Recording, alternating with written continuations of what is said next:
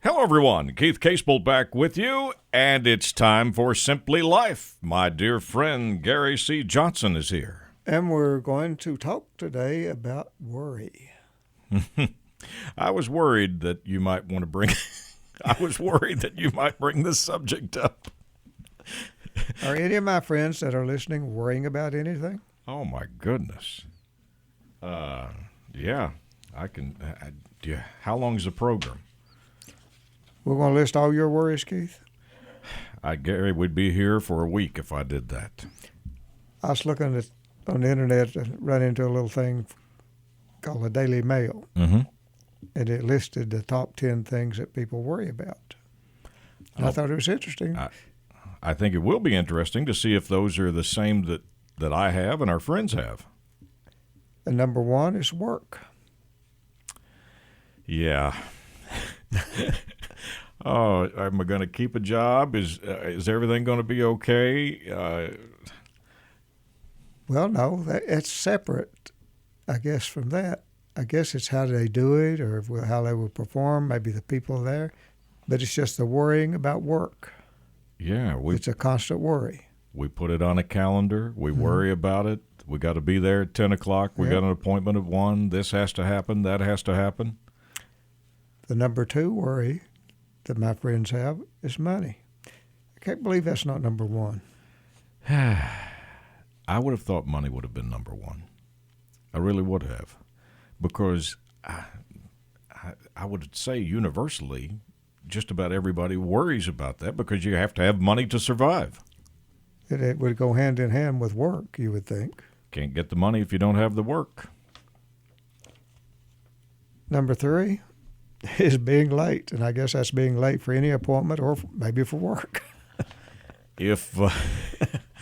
I'll tell you this, if you ever get in my vehicle, the clock on the vehicle is 10 minutes off. I did that on purpose because I'm always afraid that I'll be late, so I made the clock 10 minutes back to give me more time. It didn't give you any more time. No, but it's just a feeling that, you get there and... Made you more aware probably that you better get there. Just reminds me to be there. Number 4 is a friend or relative's health. For some odd reason, Gary, a lot of our friends, I'm so glad that you did the segment on joy and sorrow. I don't know if it's just the season or what, but at least in my circle, there's been so many people that have been sick and people that have passed away. I can see why that's on the list. Number 5, our health. Yeah. That, I'm surprised, again, wouldn't be up there number 1. I'm like you. As opposed to work, our health, I'd say it vaults to number 1 whenever we have an issue, wouldn't you? I mean... Here's the one that becomes number 1 when there's an issue. Relationships. No kidding. Yeah, whenever there's an issue there, I guarantee you that goes to number 1. Number 7 is missing a plane or a bus. I can see that. And here's one that's neat. Number 8, not waking up to our alarm. That goes hand in hand with being late. All of the above. Work, and all these others. Yeah. Number 9 is way down here, which I'm surprised, it's our appearance. Again, I can see where that would be a number 1. I do too. And number 10, because they may have these in reverse order, because really this is what I would consider number 1, our family's safety. I would agree with that. Nope. Here's number 1, which is not, they don't even have it on the list. Really? You know what it is? Growing old alone. Growing old alone. Yep. So that was an honorable mention or something like that? Yeah. Now, folks, right, isn't that really one of the greatest worries each of you have? I would think, because all of us desire companionship. And the study also found that 84% of us have lost sleep over worrying. 60% say it's affected their relationship. I believe that. So if you find yourself worrying, Don't worry about it. You know, with all of those things, how many of those can you look at and say you can do something about it? You could do something about being late. Mm-hmm. You could do something about your own health, because to the extent that you can exercise, watch what you eat, follow your doctor's advice and things like that. You can keep from missing a plane or a bus. You can get you a louder alarm. Yeah. You can't do much about your appearance, even though you might think you can. There's not much you can do about your family's safety. I don't know what else you can do much about other than that. Yeah. But yet we spend this time, and even the study there at the bottom you're telling me is saying that it affects your sleep, which obviously is going to affect your health. If you can't sleep, you're going to have issues with your health. Well, I guess what they're saying in this study is it's natural that you're going to worry. The question is what point do you let it get to where that it causes you problems? Mm-hmm. It's when you start worrying about all the things in the world that you can't have any control over, that really doesn't impact your life, except remotely. That's when you really could have a mental or emotional problem. In other words, the virus in China. How many of my friends that are listening are worried about that? If you're worried in the least bit about it, forget it. There's not a thing in the world you can do about it. It's going to be whatever it's going to be. And it'll probably turn out, as far as ever impacting you, zero. If it's not zero, then so be it. It's going to be what it's going to be. Yeah.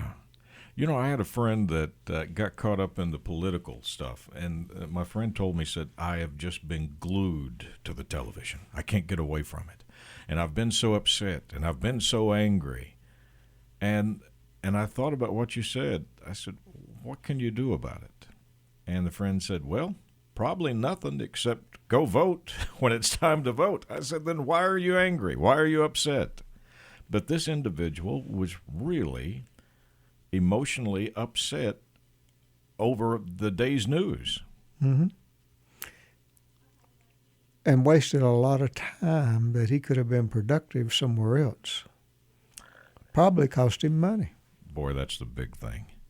You and I, Gary and I were just having a conversation with coffee before we come on the airwaves about the waste of negativity and the waste of worry and the waste of what the chatterbox can say to you. And Gary puts things bluntly sometimes to me when we're talking. He said, just think what could have happened if all of that time had been positive, or you'd had positive thoughts or positive things. You could have accomplished something. The worry and the negative did nothing. And the worry would have been meaningless in the end, and you'd have been so happy. And speaking of happiness, my friends, have you been working on that? If you're with someone, ask them if they have been working on being happy. Remember, it's your responsibility to be happy. It's your choice to be happy. Happiness is a choice for you to make. You're saying, but all this, but. Nope. Well, we even have friends that say you shouldn't have to work at being happy. That's not true. You're saying we have to work at it every minute. If we don't, it'll be stolen away from us. The world will take it away from you. And you'll never know it's been slipping away from you until it's gone. Therefore, you have to be vigilant. You have to guard it. You have to protect it. You have to keep yourself away from situations and people that will cause you to lose your happiness. Therefore, my friends, remember, you deserve and have the right to be happy. It is your choice. If you're not happy, choose to be so. It feels so much better. You'll smile, you'll hop around, you'll just feel good if you're happy. And people will love to see you coming instead of being so pleased when you leave. So you're telling me if you're in the grocery store and someone gets a glance at you and they turn their back and take off, there's a reason why they're ignoring you. And it might be because you're not happy. Because you don't bring a smile to their face. And when you walk up to somebody, don't start talking negative stuff. I don't know at the times when I've been in a group of people, and the first thing they'll do is they'll start talking negative stuff, and they'll talk about who's sick and who's died and all of this stuff. And I'll look around and I'll say, wonder what the weather's going to be like. Does anybody know a good joke? Yeah, anything. You don't have to dwell on the horrible things in life. It's okay to talk about the things that are out there, but it doesn't have to be the center and focus of the negativities of the bad things in life. So now explain something to me. The old saying, misery loves company. Why is it that you can fall into that? When someone's talking about negative things, you can feel yourself slipping into that negativity so easily, but yet on the other end, if someone's talking happy and they're talking about great things, you don't want to lift yourself up and elevate to that. Why do we go toward the misery and agony? So when someone's talking to all of that stuff and you're around, look around and in a very quiet voice say, I wonder what the weather's going to be tomorrow. Because you don't have to be drug into that misery. You don't. Just because they delight in talking about all the negative, bad things that's going on in the world doesn't mean you have to be brought into it. You have the right, my friends, I'm giving you the right to withdraw permission. And if anyone says anything, you say, Gary said I can do that. And it's okay. Are you going to give us the permission to withdraw from our own negativity? Absolutely. Well, that's not just permission, that's a mandatory. Man, tough to get out. It really is. It's hard to do, and it's hard to, you got to be on guard. I mean, you really do. But you can do it. And you will be amazed the difference turn you make in life when you start doing that, my friends. Gary, I listened to a famous star the other day who said that he was going to therapy. And this gentleman, I think, is worth $300 or $400 million and very famous. And they asked him, what are you going to therapy for? And he said, because I feel like a failure. And I sat there and I thought, this individual who is famous, who is wealthy beyond dreams, is going to therapy because they feel like they're a failure. That's because he wasn't a billionaire. I didn't think of that. But people struggle with trying to fight off that negativity. That old chatterbox in our brain, as we now have renamed Mr. Slick. Oh, yeah. Will do that to you and will tear you down and make you talk negative, make you think negative, my friends. You all have him. It's a rare person that has a chatterbox that's always saying, oh, you're good and you're fine and all of these wonderful things are going to happen to you in life. Now, if you've got one of those chatterboxes, praise it because you're lucky. Yeah, and Gary and I got the famous football player Joe Namath was asked, how do you control the chatterbox? He said, oh, mine's not the chatterbox. Mine's name is Slick. He said, because he's really creative how he comes after me. So he named him Slick. So our friends probably got names for that chatterbox too, because that little voice can be something else. And if he starts really putting you down and bad-mouthing you, say it out loud so you can see how stupid it is. Or better yet, when he goes on a rant against you, the next time you've got a pen and pencil, write it down and see how stupid it looks. I guarantee you will get a good laugh out of it. That's right. When you go back and read and you say, you honestly mean to tell me I said these bad things to me? Back to worrying. Okay. Do any of you worry out loud? Okay. Worrying out loud, would that be complaining about it or talking about it? No, I'm talking about when you're just worrying is when you're sitting around going over and over in your head. Mm-hmm. That's worrying. When you're discussing it, it's not worrying. And the chatterbox loves to worry. Likes to spend time. He will beat you down to nothing with worry if you give him a chance. Mm-hmm. The old slick. And that's why I'm talking about worry today, because I know for a fact, don't need to know. Tell me. Because when I get my topics, it pops into my head. I don't know where they come from. But today it was worry. Some of my friends are worrying about things they don't have any business worrying about right now. And the chatterbox is beating them down to nothing because of it. My friends, those of you that this applies to, and I know you're out there, mm-hmm. and I know you're listening to this show, because I wouldn't be talking on this program about it if you weren't there. Those things that you're worrying about that's beating you down to nothing, please stop doing it. You can't change it. Move on. Get on with your life. Step aside and let it go on past whatever it is. You don't have to confront it head on. Just simply step aside. Put your foot out and trip it as it goes by, but move on and stop letting it beat you down to nothing, because I'm sure that's what's happening to you, my friend, right now. You know, I've got so much respect for people who have been injured that come to see you, because these people have had a traumatic thing happen in their life. Their life's been turned upside down. They've been injured. Money is now an issue. I mean, all of us would say they've got something to worry about. And here, you know, I'm sitting here saying, I really shouldn't have anything to worry about. Things are good, but everything on that list, I can say, yeah, I've worried about that. And it almost makes you ashamed to think that you're wasting that time worrying when there's individuals who really have things to worry about.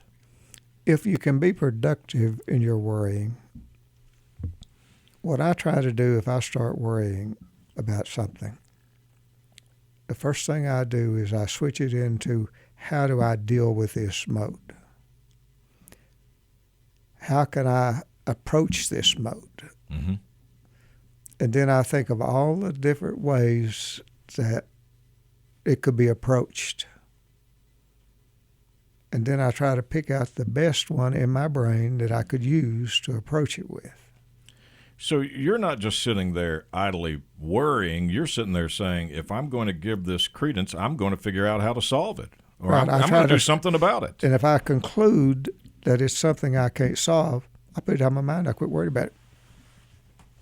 If it's something I can't deal with, why waste my time? So I move on to something I can deal with, maybe come up with a solution to. So you gave it the appropriate time that it deserved. You determined whether or not you could do something about it, and then when you realized you couldn't, you said, why take up space and worry about it? There's nothing that can be done about it. You've only got so many hours in a day. You've only got so many hours to live. You've only got so much time in this life that you're going to be able to use your brain to think. Mm-hmm. Every second that you're using your brain to think needs to be in a constructive way rather than a negative way. Now, you give me a problem, I'll give it to my brain, and my brain will go to work on it. And you have now trained your brain to say, if there's something that can be done, we'll do it. If not, you have to put it out of the file. I'll move on. It's gone. The computer deletes it. My brain pushes delete, and I move on. I like it's the like system. me. It's like you got all this presidential stuff going on. Mm-hmm. Pay attention to it. You know why? There's not a thing in the world I can do about it. No one's called you and asked you to make a decision on it or to judge over it or whatever. No. What difference does it make? I can't change it. There is absolutely nothing I can do about it. I am not going to waste 1 minute of my productivity and what I can do for my friends and myself and my family even thinking about it. You mentioned the virus from China. My mother said, "Oh, I'm worried to death about this." There's only been one case out of China, right? What difference would it make if it's a million cases? It's nothing you can do about it. And then I think back to all the things we were told. You remember when the African bees were going to come over and they were going to kill people, and everybody was scared about that, and we worried about it?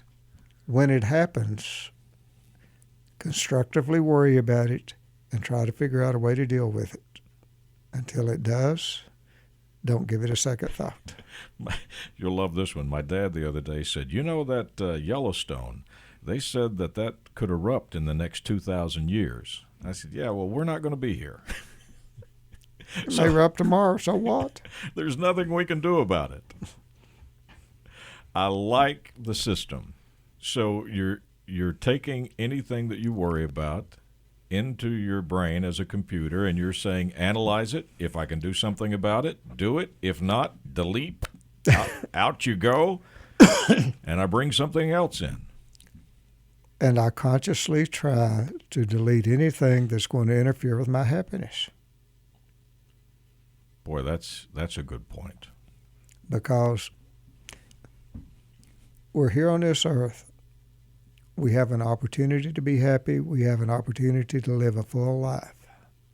It is our responsibility to do that. Nobody else's. I think that's one of the greatest things that you've ever said. To do anything different is an insult to the Creator. That's right. It is. That's just my opinion. To take a magical gift that you have and not respect it enough to do that. And to be created as unique as we are and to flaunt it. I'm not going to do it. Not me. Well, you know what? I love how you take a subject and you put a simple spin on it, and you show the light at the end of the tunnel of saying you can control this worry. It's a simple process. You put it in, you analyze it. If there's anything you can do about it, you do it. If not, you delete it. Push delete. Oop, go. And, you know, I don't know about the friends at home, but to me, I can understand that. That makes sense to me. I mean, after you've analyzed it and you come up with what you can or you can't do, there's your finite answer. So, my friends, those of you that are letting it beat you down, I'm sure you're there listening to this program. Delete. I wish I had that little song I could have played in the background. Don't worry, be happy. You remember that song? Mm-hmm. That's what we should have done. And I think maybe you've done the same thing just by discussing this. My friend, that was great information. Thank you. Glad to be here, Keith. Proud to be here. Nothing to worry about. You can catch Gary's television show Tuesday nights on WYMT, your CBS affiliate, at 7 o'clock on Tuesdays. In Central Kentucky, there is a late-night replay on WKYT, your CBS affiliate, which we've had several people comment on watching. We appreciate that. If you need to get in touch with Gary, GaryCJohnson.com or JudoLaw.com. And I'm telling you, this judo law, I'm really enjoying it because it's judo life. I think you've really come up with something there. I really like it. On behalf of Gary C. Johnson, I'm Keith Casebolt. Thank you so much for taking this time to spend with us. As always, Gary and I look forward to seeing you again next week, right here at this very same time.